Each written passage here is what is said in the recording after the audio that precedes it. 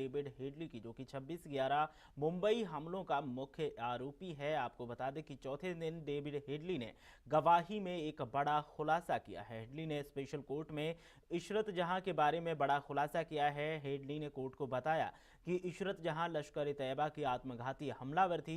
Headley ने कहा कि उसने इशरत के बारे में मुजम्मिल भट्ट ने बताया था और बतौर हेडली, भट्ट ने मुझे कहा कि उसे जकीउर रहमान लखवी ने बताया था कि उनकी एक महिला लड़ाका भारत में एनकाउंटर में मारी गई है। आपको बता दें कि इशरत जहां का एनकाउंटर गुजरात में 2004 में हुआ था। सूत्रों के मुताबिक इशरत जहां के निशाने पर अक्षरधाम मंदिर था, जहां पर उसको हमला करना था। इशरत के एनकाउंटर के बाद बहुत हंगामा हुआ था और उस समय इस एनकाउंटर को फर्जी एनकाउंटर बताया गया था।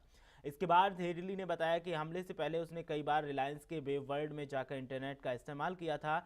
हेडली ने कोर्ट से कहा कि मुंबई में रेकी के दौरान वो 12 सितंबर, 18 सितंबर और 30 अक्टूबर 2007 को रिलायंस वेब वर्ल्ड में गया था, जहां उसने इंटरनेट का भी इस्तेमाल किया। उसने ये भी कहा कि मैंने वहां से तहब्बुर राणा, मेजर इकबाल और साजिद मीर को ईमेल भेजे थे।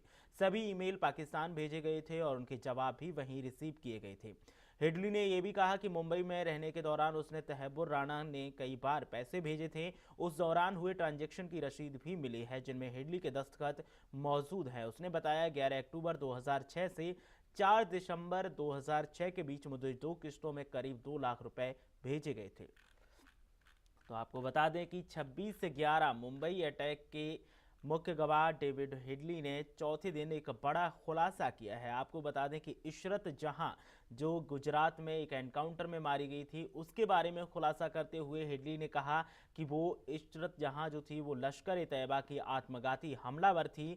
उसने बताया कि उसको मुजम्मिल भट्ट ने बताया था ये बात कि जकीउर रहमान ने उसको बताया था कि एक भारतीय लड़ाका, महिला लड़ाका जो थी, उसके निशाने पर अक्षरधाम मंदिर था, जो कि 2004 में एनकाउंटर में मारी गई। सूत्रों के मुताबिक इशरत जहां के निशाने पर अक्षरधाम मंदिर था।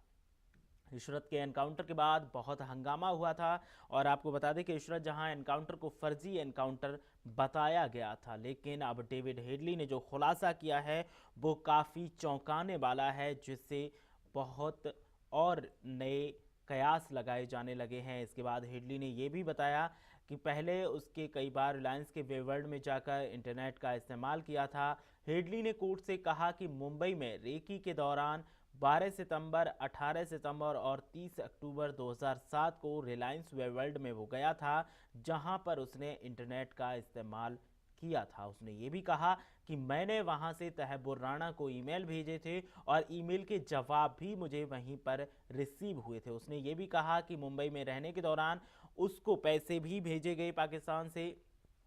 उन पैसों की रसीद भी मिली है जिस पर डेविड हेडली के दस्तखत मिले हैं। लेकिन सबसे चौंकाने वाला जो बयान है हेडली का, वो इशरत जहां वाला है। आपको बता दें कि इशरत जहां फर्जी एनकाउंटर बताया गया था इनका, लेकिन अब डेविड हेडली ने जो खुलासा किया है कि जकीउर रहमान लखवी, जिसने इशरत जहां को फिदायीन बनाया था और वो दावा किया था कि हिंदुस्तान में इशरत जहां उसकी लड़ाका है, जिसका एनकाउंटर हो गया है। डेविड हेडली ने ये बातें उजागर की हैं। उसने राजफाश किया है कि इशरत जहां का जो एनकाउंटर हुआ था उसके बारे में भी उसे जानकारी थी और इशरत जहां एक हमलावर थी आतंकवादियों की, जो अक्षरधाम मंदिर को अपना निशाना बनाना चाहती थी, लेकिन 2004 में उसका एनकाउंटर कर दिया गया था।